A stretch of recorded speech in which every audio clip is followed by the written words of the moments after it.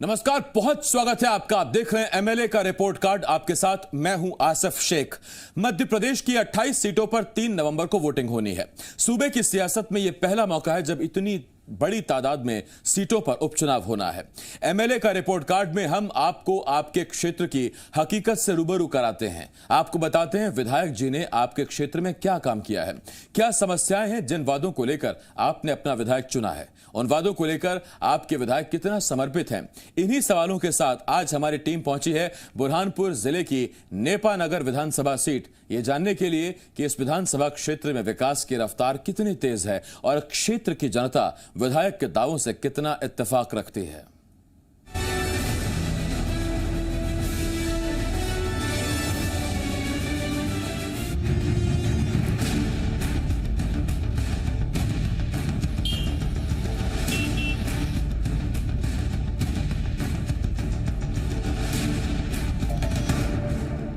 महाराष्ट्र की सीमा से लगा बुरहानपुर जिला और इसी के एक हिस्से में बसा नेपा नगर। ये बुरहानपुर जिले की वो विधानसभा है जिसकी बड़ी आबादी ग्रामीण परिवेश की है। नेपा नगर केले की खेती और अखबारी कागज के लिए देश भर में पहचान रखता है, लेकिन प्रदेश के बदले सियासी समीकरण के बाद सभी की निगाहें अब नेपा नगर में होने वाले उपचुनाव पर जमी हुई है।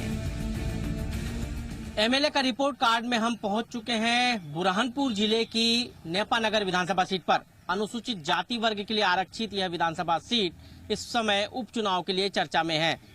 इस सीट पर सबसे अधिक अनुसूचित जाति का मतदाता है। नेपा नगर क्षेत्र अखबारी कागज के लिए मशहूर है। एशिया का सबसे बड़ा अखबारी कागज बनाने का कारखाना नेपा नगर में है। तो चलिए नेपा नगर की जनता से पूछते हैं कि आखिर विकास के जो वादे किए गए थे उन वादों की हकीकत क्या है। तो चलते हैं नेपा नगर।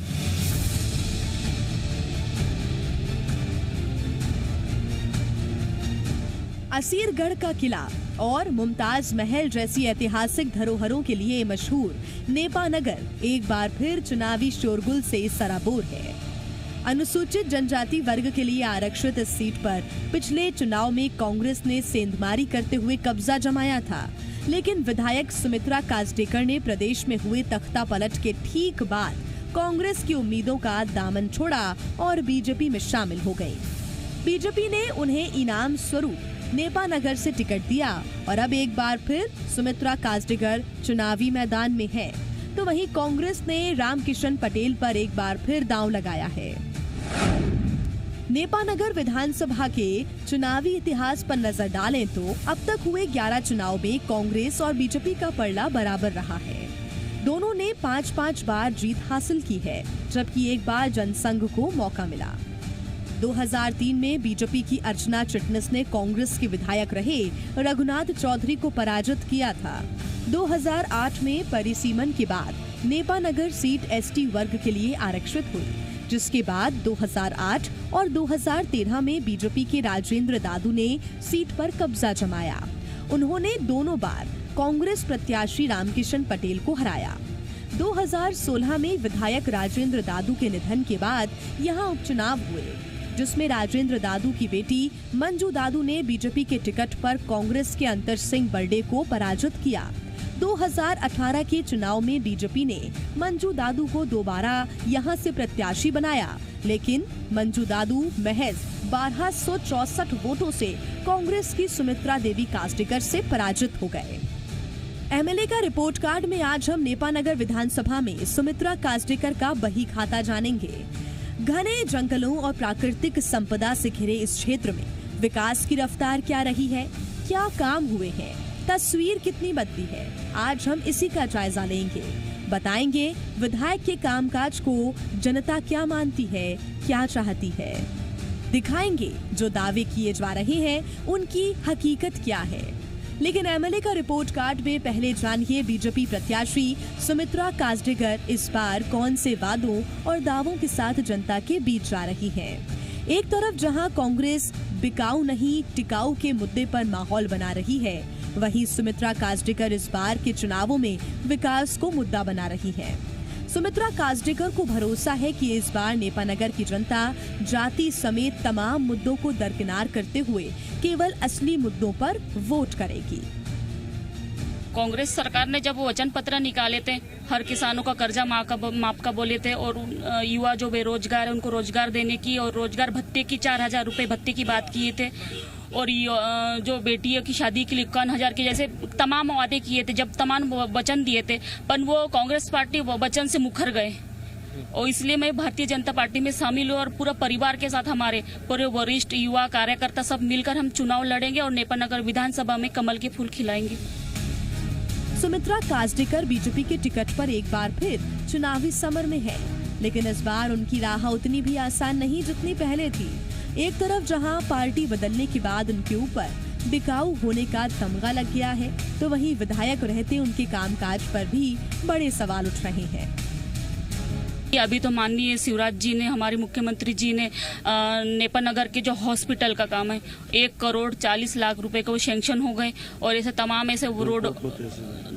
ऐसे रोडों का काम सैंक्शन करवाए और धुलकोट को तहसील का दर्जा दे रहे और अम्बा तालाब के लिए उन्होंने वहाँ पे डैम का हमने जो मांग करे थे उनने बिल्कुल मंच से घोषणा किए और हमारे शिवा बाबा के जो मंदिर है उसमें सौंदर्यकरण के लिए 1 करोड़ दे रहे हैं। सुमित्रा काजडेकर मुद्दों के नाम पर सिर्फ कमलनाथ सरकार को कोस रही है। ऐसा हो भी क्यों ना, इलाके में विकास हुआ ही नहीं। जनता ने जिस भरोसे से उन्हें विधायक चुना था उसे पूरा करने में सुमित्रा काजडेकर नाकाम रही। ऐसे में अब सुमित्रा काजडेकर सिर्फ चुनावी सौगातों के भरोसे है। साथ ही सुमित्रा काजडेकर की जीत का पूरा दारोमदार सीएम शिवराज सिंह चौहान के कंधों पर है। अगर सीएम शिवराज सिंह चौहान का चेहरा और राज्य सरकार की योजनाएं मतदाताओं को भा गई तो बीजेपी की उम्मीदवार सुमित्रा काजडेकर की जीत की राह आसान हो सकती है। हालांकि बिकाऊ टिकाऊ को मुद्दा बनाते हुए कांग्रेस ने भी सुमित्रा काजडेकर के खिलाफ माहौल बनाना शुरू कर दिया है।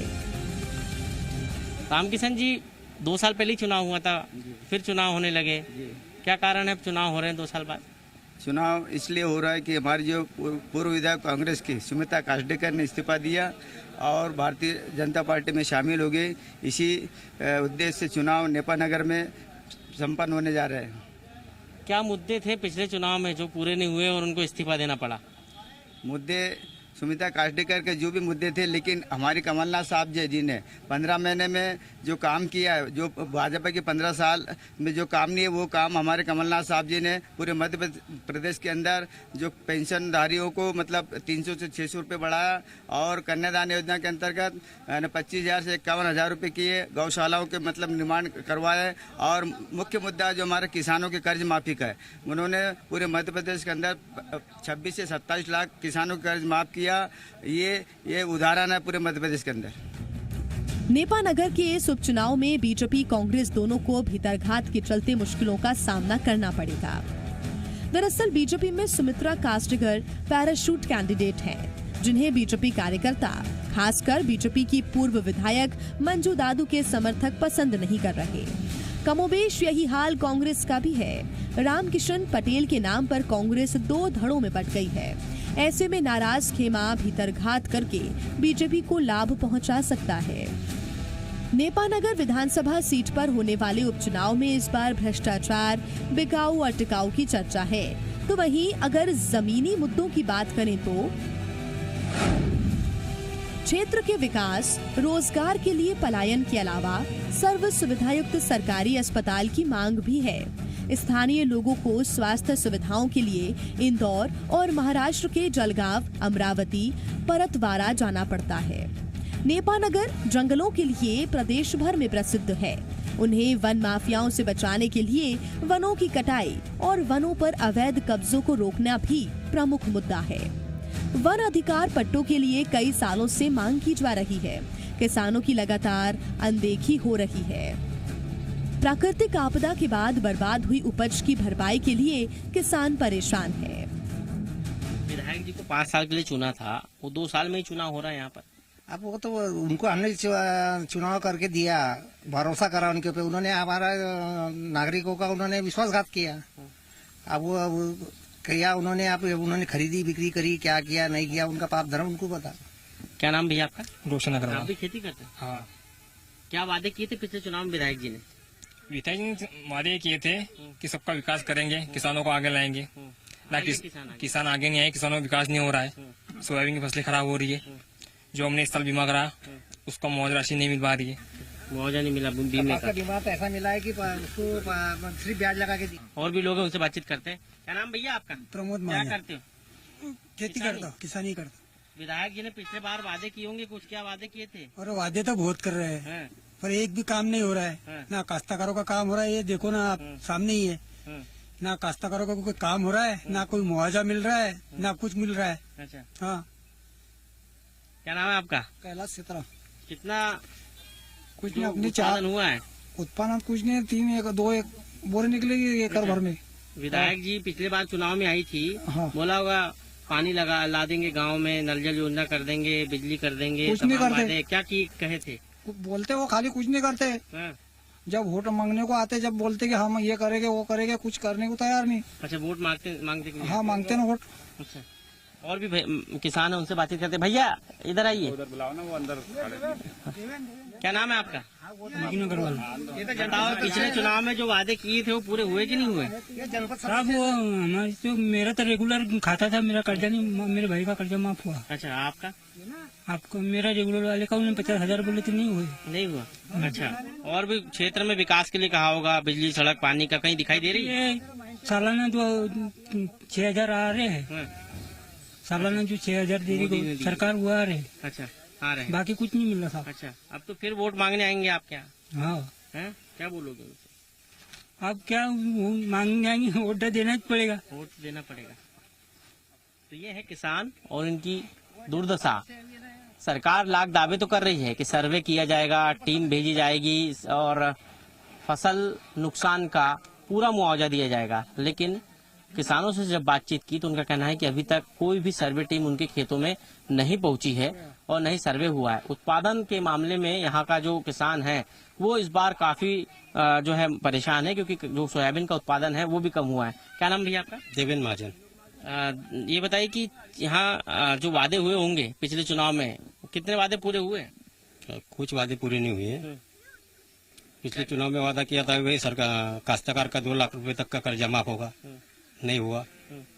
अभी मतलब उसके बाद में सरकार बदल गई, अभी आगे चुनाव है और ये अभी काश्तकार अभी वो वादे कुछ अभी आए नहीं वो प्रचार के लिए, लेकिन आएंगे। लेकिन सरकार से अपना यही निवेदन है कि भाई काश्तकार को ये जो मार प्रकृति की मार पड़ रही है उसका मुआवजा मिला जाए। अच्छा, विधायक जी ने आधे में इस्तीफा दे दिया, ऐसा क्यों?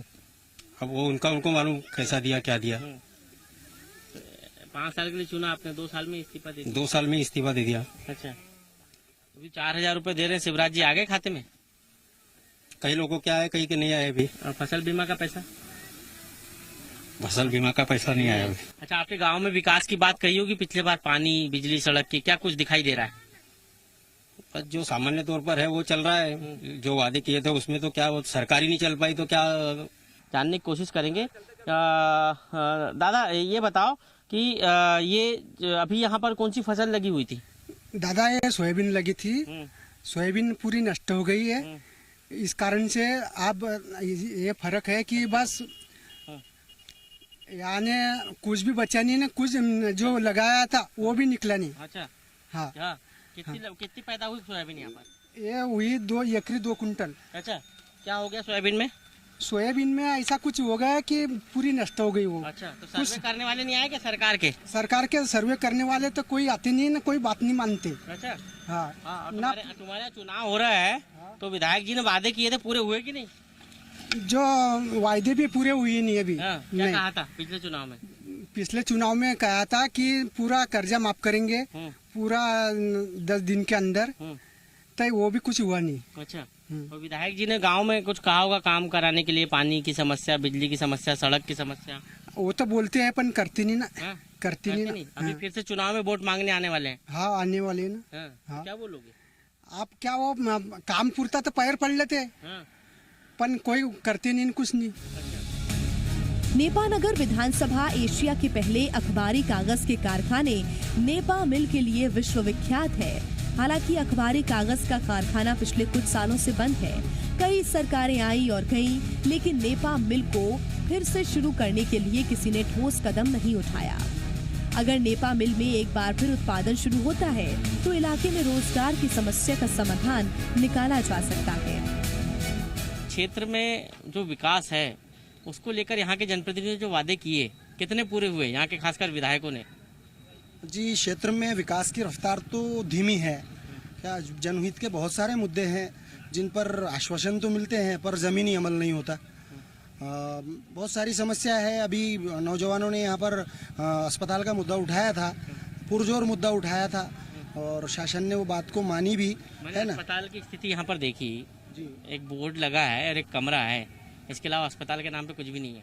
जी, नया अस्पताल स्वीकृत हो गया है और उसका काम भी चालू होने में है ना। बाकी बहुत सारी समस्या है, सड़क की है, अपने व्यवस्थित नालियों की व्यवस्था नहीं है, ये वो बहुत सारी ऐसी समस्या है और ज़्यादा स्पीड यहाँ पर डेवलपमेंट के काम नहीं हो रहे। बस काम नहीं हो रहे। भाई साहब, आपका नाम क्या है?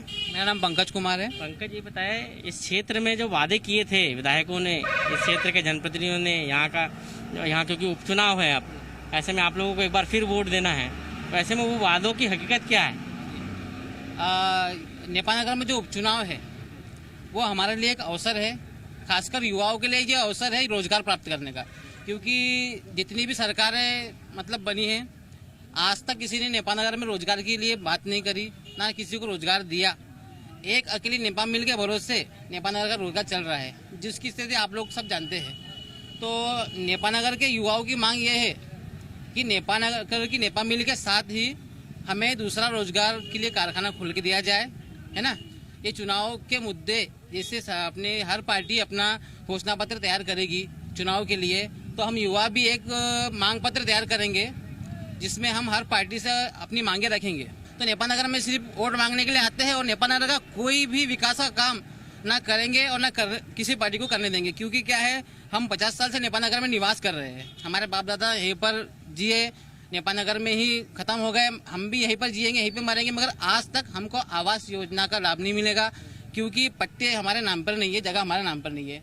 आज झाबुआ से लोग आ रहे हैं, जंगल काट के निवास कर रहे हैं यहाँ पर और उनको पट्टे मिल जा रहे हैं, है ना, वो आवास योजना का लाभ ले रहे हैं। मगर हम 50 साल से रहने के बाद हमको कोई आवास योजना का लाभ नहीं मिल रहा है। सबसे बड़ी समस्या तो ये है। सबसे बड़ी समस्या है।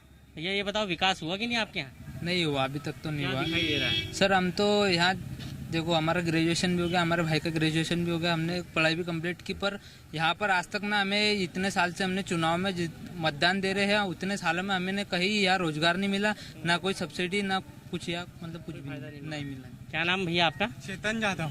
चेतन, बताओ, आपके क्षेत्र में चुनाव होना है, उपचुनाव, पिछले 2 साल पहले चुनाव हुए थे, वो कौन से मुद्दे थे जब आपसे वोट मांगने के लिए आए थे लोग, और वो पूरे हुए नहीं हुए? पिछले बार के चुनाव का भी महत्वपूर्ण मुद्दा रोजगार था, किंतु अब तक देखा जाए तो नेपा नगर में केवल मुद्दों के नाम पे चुनाव लड़ा जाता है और उस पे अमल नहीं किया जाता। आज भी जमीनी हकीकत यही है कि आज यहाँ युवा का भविष्य सुरक्षित नहीं है।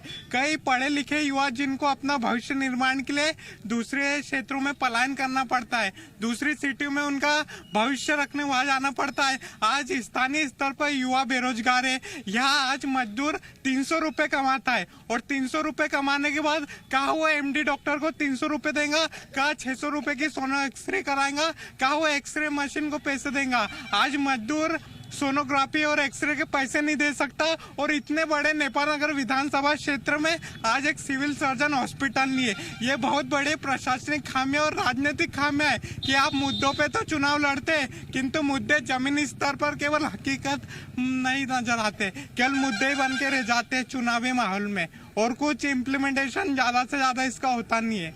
और यहाँ किसानों की भी समस्या, आज किसान मंडी नहीं है। आप आत्मनिर्भर भारत की बात करते हो किंतु इतने व्यापक क्षेत्र में किसान अधिकतर है, उनके लिए आज एक किसान मंडी नहीं है। हर बार मुद्दा होता है, हर बार युवा आवाज उठाता है, लेकिन जमीनी स्तर पे हकीकत हमेशा वही की वही रह जाती है। नेपा नगर विधानसभा की दूसरी पहचान है यहाँ होने वाला केला। देश भर में प्रसिद्ध यहाँ का केला महाराष्ट्र के भुसावल के केले को मात देता है, लेकिन केले के भरपूर उत्पादन के बाद भी यहाँ का केला उत्पादक किसान परेशान है, क्योंकि उसे अपनी उपज को बेचने और केले की प्रोसेसिंग के लिए उचित प्रबंधन नहीं मिलता। नेपा नगर क्षेत्र गन्ने की फसल, कपास की खेती और सोयाबीन उत्पादन के लिए भी जाना जाता है। बार चुनाव भी हो रहा है आपके क्षेत्र में, सरकार ने कुछ किया केले के लिए, उत्पादन के लिए, फसल के लिए कुछ किया है? नहीं, सब किसान कुछ करना पड़ता है, सरकार क्या करेगी। अच्छा, केले की फसल नुकसान होगी तो मुआवजा वगैरह? मुआवजा तो कभी कभी मिलता है, कभी नहीं मिलता है। यदि यहीं इसके बेचने की व्यवस्था हो जाए तो आपको क्यों उतनी दूर बेचना पड़े? हाँ, ये तो केला तो यही बिकता है बरहमपुर मंडी, केला मंडी में ही बिकता है। हाँ, तो मंडी से ही बिक के जाता है। अच्छा, चुनाव हो रहे हैं, जो वादे किए थे पिछले बार विधायक जी ने, पूरे हुए नहीं हुए? नहीं सर, ये तो कुछ हुए कुछ नहीं हुए। अच्छा। जो लोगों की डिमांड थी वो पूरी भी नहीं हुई बहुत सी। अच्छा। नेपानगर सीट के जातिगत समीकरण की बात करें तो यहाँ अनुसूचित जनजाति वर्ग के तहत मुख्य रूप से आदिवासी, कोरकू, भील, बारेला और भिलाला मतदाता हैं। आदिवासी समाज का क्षेत्र में प्रभाव है। मराठा समाज और गुर्जर समाज के साथ ही मुस्लिम और अन्य पिछड़ा वर्ग में शामिल जातियों के मतदाताओं की भूमिका भी अहम है। नेपानगर विधानसभा सीट पर हमेशा से ही कांग्रेस और बीजेपी के बीच मुख्य मुकाबला रहा है। बाकी कोई भी पार्टी यहां पर अपनी ठोस उपस्थिति दर्ज नहीं करा पाई है। ऐसे में लगता तो यही है कि यहां की जनता बीजेपी और कांग्रेस में से ही एक को अपना जनप्रतिनिधि चुनेगी। आने वाला वक्त बताएगा कि ये बाजी आखिर कौन जीतेगा। नेपानगर विधानसभा सीट पर प्रतिनिधित्व की बात करें तो 2018 के विधानसभा चुनाव में कांग्रेस की सुमित्रा देवी कास्डेकर ने बीजेपी की मंजू दादू को 1264 वोट से हराया था। कांग्रेस की सुमित्रा देवी कास्डेकर को 85,320 वोट मिले थे, जबकि बीजेपी की मंजू दादू को 84,056 वोट मिले थे। वहीं 2016 में राजेंद्र दादू के निधन के चलते हुए उपचुनाव में बीजेपी की मंजू दादू चुनाव जीती। मंजू राजेंद्र दादू ने 42,198 वोट के अंतर से कांग्रेस के अंतर सिंह बर्डे को हराया था। बीजेपी की मंजू दादू को 99,626 वोट मिले थे, जबकि कांग्रेस के अंतर सिंह बर्डे को 57,428 वोट मिले थे। 2013 के विधानसभा चुनाव में बीजेपी के राजेंद्र दादू चुनाव जीते थे। राजेंद्र दादू ने 22,178 वोट से कांग्रेस के रामकिशन पटेल को बड़ी चुनावी शिकस्त दी थी। राजेंद्र दादू को 87,224 वोट मिले थे और कांग्रेस के रामकिशन पटेल को 65,046 वोट मिले थे। 2008 के विधानसभा चुनाव में नेपानगर सीट एसटी वर्ग के लिए आरक्षित हो गई थी। इस चुनाव में बीजेपी के राजेंद्र दादू ने कांग्रेस के रामकिशन पटेल को 1586 वोट से हराया था। बीजेपी के राजेंद्र दादू को 46,534 वोट मिले थे, जबकि कांग्रेस के रामकिशन पटेल को 44,948 वोट मिले थे।